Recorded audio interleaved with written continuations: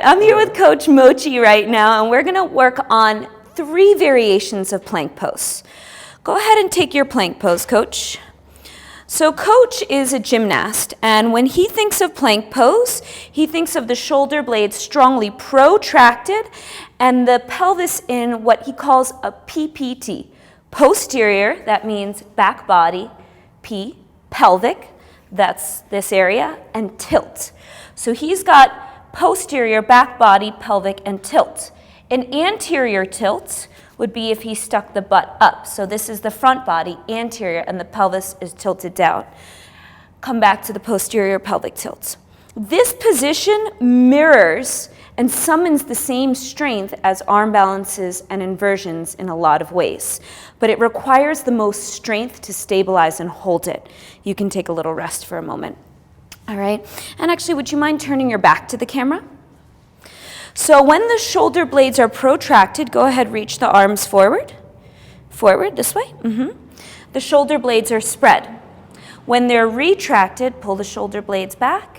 These muscles are strongly engaged, and then just relax here a little bit.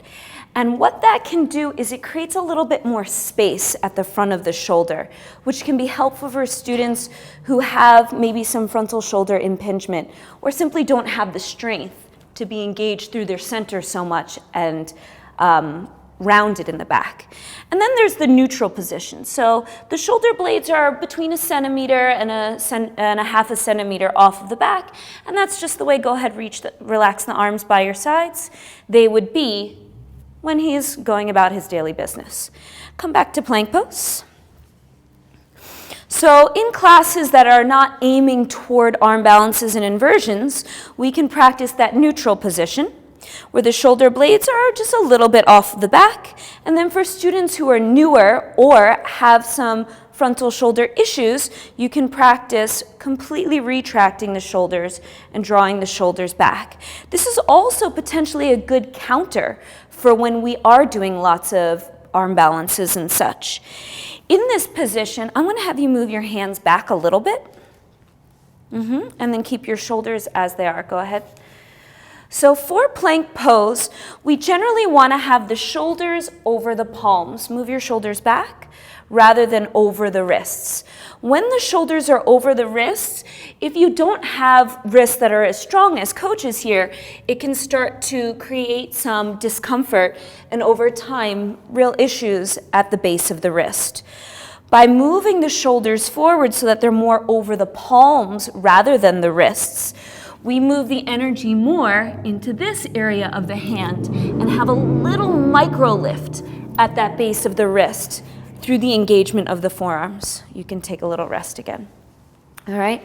So generally speaking, we want the shoulders over the palms, more this area of the hand rather than the wrists. Come back in.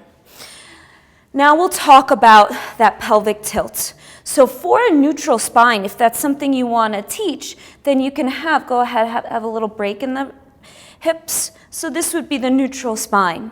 This position will be harder to have that sense of uplift and isn't as useful as a precursor. Go ahead, lift here, do the PPT, as a precursor to inversions and arm balances. But it is a healthy position. An extra strengthening plank can also have the engagement of the glutes. Go ahead, squeeze your butt. So that creates even more solidity through the pelvic girdle. I don't do it. I don't find it necessary for a lot of the work that I do, but at the same time, those who are physically ambitious and want to be able to hold that handstand super straight for a long time and be solid through their pelvis, they often do prefer to have that engagement of the glutes. You can take another little rest. All right. Next, we're going to get to the legs. And I'm just going to have him stand to do this because I'm a nice person and I don't want him to exhaust himself. Like that's possible.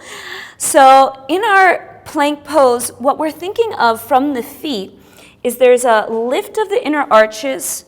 The outer ankles are hugging in. So there's this engagement through here, but that can cause the inner arches or inner side of the foot to lift.